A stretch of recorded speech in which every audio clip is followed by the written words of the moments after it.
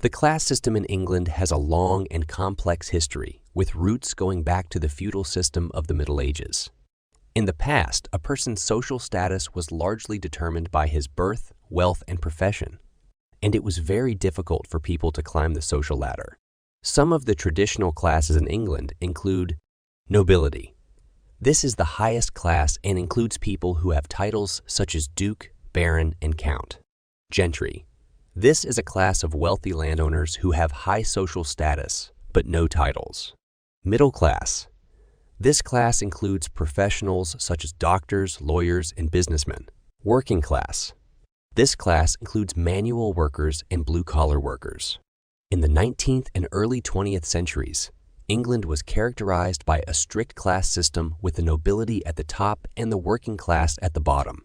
The gentry, consisting of wealthy landowners, occupied a middle ground between the two, while the middle class consisted of professionals such as doctors, lawyers, and businessmen.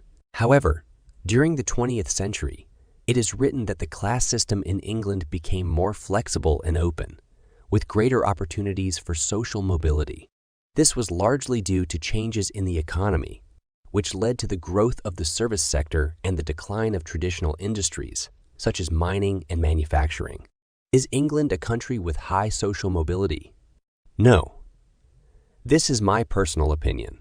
English society is divided into distinct classes, and transition from class to class is difficult. Social class is not just about money or income. These are education, manners, connections, profession, status, and origin, as well as heredity over several generations. The English elite and upper middle class tend to attend the same schools and universities, marry within their classes, inherit large fortunes through a system of trusts, have professional status. Manners and habits are often associated with senior military leaders, and also have their own accents. The elite are usually of noble birth. Some of the upper middle class also boast a pedigree that included counts, barons, dukes, etc. Many centuries ago, the ranks of the elite are filled from the upper middle class. The impoverished elite may fall into the upper middle class. They practically do not overlap with other classes and live in their own small 30-wound. A typical example, the royal granddaughter, Princess Eugenie, married a man who worked as a waiter in a restaurant where she went to eat. If we look at this story in more detail, we find out that this young man worked as a waiter in Switzerland, where his parents have their own house, and the princess went skiing there. It also turned out that the young man is a hereditary English baronet. The average middle class can marry whoever they want. So is the working class. Nothing stops them, but the probability of interclass marriage is still low because classes try to communicate within themselves. British scientists conduct research on social mobility in England and provide interesting facts. If you take a child whose grandparents are in the 6th stratum, then the child's chance of getting a leadership position is 2.5 times higher than that of a child from the working and middle class. An interesting study was the study of a document that was drawn up after the arrival of William the Conqueror. After William achieved success, he ordered the compilation of a census of 1086 called the Book of the Last Judgment. Many noble families were listed in this census. Some of them were quite rare, so they could be traced back to the 21st century. And what happened? That even after dozens of generations, these names were found with enviable consistency in the lists of generals, Oxford students, among archbishops, members of parliament, etc. With high social mobility, they would have steadily dissolved in the general array of surnames. But this did not happen. Moreover, the rate of class change did not change even after the introduction of universal education, the Industrial Revolution, and other significant events. As a result, scientists concluded that it takes an average of 10 generations for a Briton to move from class to class. This is not a general rule. There are people who have jumped from rags to riches quite quickly, but in the general population, the descendants of the workers of the 19th century remained workers in the 21st century. British society is simply characterized by enormous class inertia.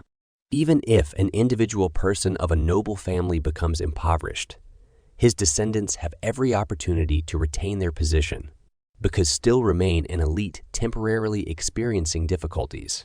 Why would a Briton change his class to a higher one? Class is status. Of course, it's also fashionable, like an iPhone. But the most important thing is that this status can be passed on by inheritance. If you are middle class and moved into the elite, then your offspring have a very good chance of remaining in this elite, even after losing a significant part of their money. The elite always remains the elite. During crises, she gets richer. In prosperous years too, it is the elite that runs the world. Social rating classes in England. 1. Low class. The term lower class is used to refer to those people who are chronically unemployed and have, in many cases, been so for generations. 2. Working class. Unskilled and semi-skilled working class. It is possible that many will continue to work in semi-skilled and unskilled mining processing, assembly and machine shop jobs in Britain's largest car factories, steelworks, coal mines, foundries, and textile mills in highly industrialized towns, quarries and villages in the West Midlands, Northern England, South Wales, and the Scottish lowlands. Skilled working class. This class of people includes skilled industrial workers or tradesmen, traditionally employed in the construction and manufacturing industries, but in recent decades have demonstrated the rise of entrepreneurship in the form of the stereotypical white van driver or self-employed contractor. 3. The middle class is divided into 3 levels. The lower middle class, when described historically, consisted largely of office workers. When describing class segregation of housing in Nottingham in 1901, clerks, accountants, estate agents, and teachers are described as members of the lower middle class. Middle class. The middle class in the UK often consists of people with higher education and may have been educated at either state or private schools. Upper middle class. The upper middle class in Britain generally consists of people born into families that have traditionally enjoyed high incomes, although this group is defined more by family background than by job or income. 4. Top class. The British upper class is statistically very small and consists of peers, gentry, and hereditary landowners, among others. Those who hold a hereditary title tend to be upper class, while those who own or are entitled to a coat of arms are at least upper middle class. Criticisms in history. In 1941, George Orwell wrote Britain was the most class-ridden society under the sun. In a 1975 interview, Helmut Schmidt, then Chancellor of West Germany, stated that, if one asks oneself, what are the real reasons for the differentiated development of societies and economies between the British and most countries of the continent? I think it has something to do with the fact that British society, to a much greater extent than Scandinavian, German, Austrian, and Dutch, is characterized by the type society based on class struggle. This is true for both the upper class and the working classes. I think that the way in which organized labor on the one hand and industrial management on the other have solved their problems is outdated